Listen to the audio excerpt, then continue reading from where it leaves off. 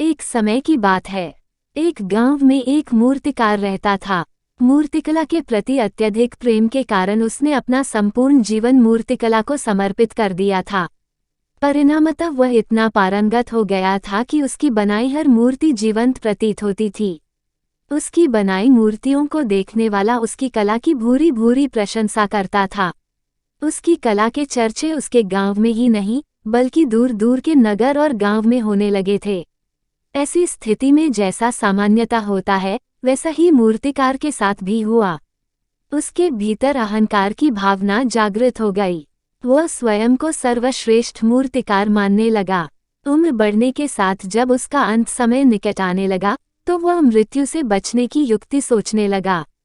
वह किसी भी तरह स्वयं को यमदूत की दृष्टि से बचाना चाहता था ताकि वह उसके प्राण न हर सके। उम्र बढ़ने के साथ जब उसका अंत समय निकट आने लगा अंततः उससे एक युक्ति सूझ ही गई। उसने अपनी बेमिसाल मूर्तिकला का प्रदर्शन करते हुए 10 मूर्तियों का निर्माण किया। वे सभी मूर्तियां दिखने में हुबहू उसके समान थीं।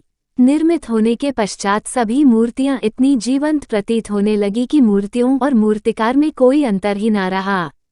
मूर्तिकार उन मूर्तियों के मध्य जाकर बैठ गया। युक्तिनुसार यमदूत का उसे इन मूर्तियों के मध्य पहचान पाना असंभव था।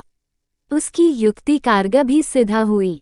जब यमदूत उसके प्राण हरने आया तो 11 एक सरी की मूर्तियों को देख चकित रह गया।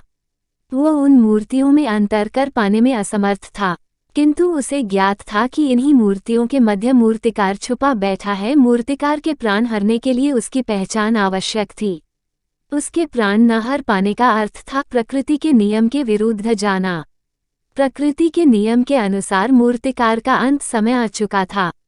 मूर्तिकार की पहचान करने यमदूत हर मूर्ति को तोड़कर देख सकता था, किंतु वह कला का अपमान नहीं करना चाहता था। इसलिए इस समस्या का उसने एक अलग ही तोड़ निकाला।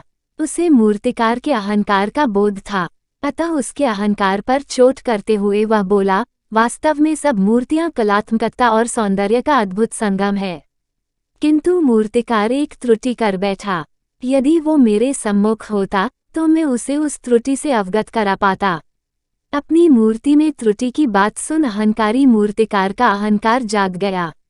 उससे रहा नहीं गया और झट से अपने स्थान से उठ बैठा और यमदूत से बोला, त्रुटि असंभव। मेरी बनाई मूर्तियां सर्वदा त्रुटिहीन होती हैं।